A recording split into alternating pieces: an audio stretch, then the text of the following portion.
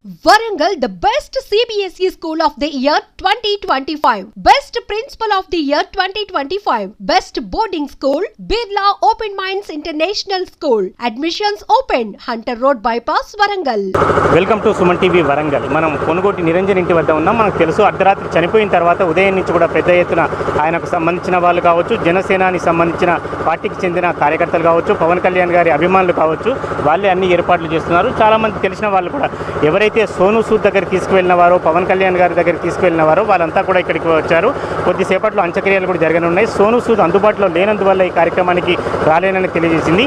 మనకి ఎవరినైతే సోను సూద్ దగ్గర తీసుకెళ్లారో దేవిక గారు ఉన్నారో సామాజికవేత్త, వారిని అడిగి ఒకసారి వివరాలు తెలుసుకునే ప్రయత్నం చేద్దాం.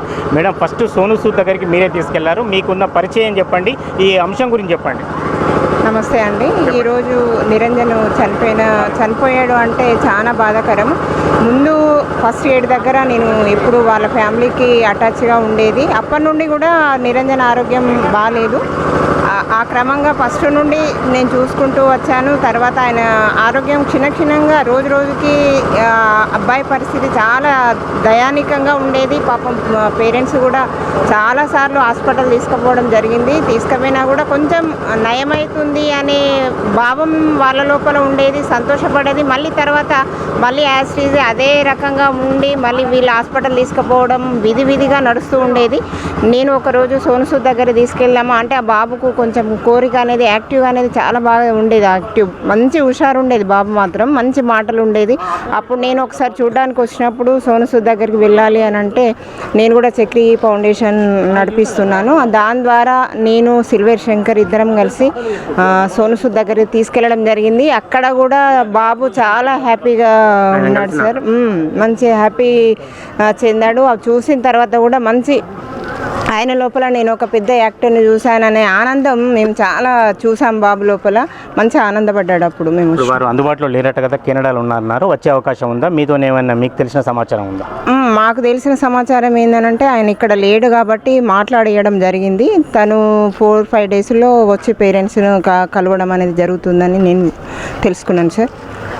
సార్, కుటుంబ సభ్యులు మనకు తెలుసు, ఎప్పుడైతే పవన్ కళ్యాణ్ వచ్చి పరామర్శించాడో దానికి సంబంధించి దాదాపు దేశవ్యాప్తంగా చర్చనీయాంశమైంది నిరంజన్కు సంబంధించింది.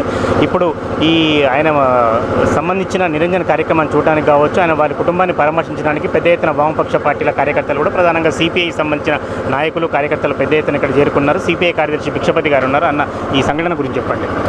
సంఘటన నిరంజన్ చనిపోవడం చాలా బాధాకరం. జన్యుపరమైన లోపంతో గత 4-5 సంవత్సరాల నుంచి ఆ కుటుంబానికి పెద్ద దిక్కుగా వెలిగే పరిస్థితిలో 17 సంవత్సరాల నుండి చిన్న వయసులో చనిపోవడం, తర్వాత అనేక విధాలుగా ఆ పేదవాళ్ళు తల్లిదండ్రులు అనేక బాధలు, కష్టాలు, అన్ని రకాలుగా వాళ్ళు ఆర్థికంగా నష్టపోయారు. తర్వాత హాస్పిటల్స్ అన్ని రకాల ప్రయత్నాలు చేసినా చనిపోవడం జరిగింది. వారి కుటుంబానికి వారికి సంతాపం తెలియజేస్తా ఉన్నాం. అదేవిధంగా ఈ మధ్యకాలంలో పవన్ కళ్యాణ్ గారు, అంటే ఆంధ్రప్రదేశ్ ఉప ముఖ్యమంత్రి గారు రావడం, సందర్శించడం, వారికి వీరాభిమానిగా ఉండడం ఈ అబ్బాయి నిరంజన్ గారు. అదేవిధంగా సోను సూద్ ఇవాళ మన మీడియా ద్వారా పరామర్శించి వాళ్ళ కుటుంబానికి మాట్లాడడం, సంతాపం తెలియజేయడం, ఇది దాదాపు బాధాకరం. ఆ కుటుంబానికి ఈ రాష్ట్ర ప్రభుత్వం, ఏమైనా కేంద్ర ప్రభుత్వం ఆర్థిక సహాయం చేసి వారి కుటుంబానికి అండగా నిలవాలని మేము కోరుకుంటాము. అభిమానంతో ఉప ముఖ్యమంత్రి గారు రాకుంటే నిజానికి ఈ కుటుంబానికి ఎవరు కూడా సపోర్ట్ చేసే పరిస్థితి లేదు. ఇటువంటి కుటుంబాలు చాలా ఉన్నాయి. మీరు ఇటీవలి కాలంలో పెద్ద ఎత్తున ఉద్యమాలు కూడా చేస్తున్నారు, వీటి గురించి ఏమంటారు? వాస్తవానికి చాలా అనేక విధాలుగా చూస్తూ ఉన్నా కూడా వారిని పట్టించుకునే పరిస్థితి లేదు.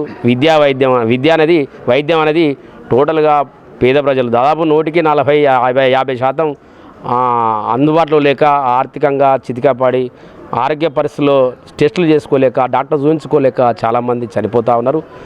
ఇప్పటికే దానికి తప్పకుండా మనకు అనేక విధాలుగా హాస్పిటల్స్ ఉన్నాయి, సిబ్బంది కొరత, తర్వాత మందుల కొరత, తర్వాత వైద్యానికి తప్పకుండా బడ్జెట్లో నిధులు ఎక్కువ కేటాయించి ఇలాంటి ముందు జాగ్రత్త చర్యగా తీసుకుంటే బతికేవాడేమని మేము భావిస్తా ఉన్నాం. అలాంటి వాళ్ళు అనేక మంది ఉన్నారు.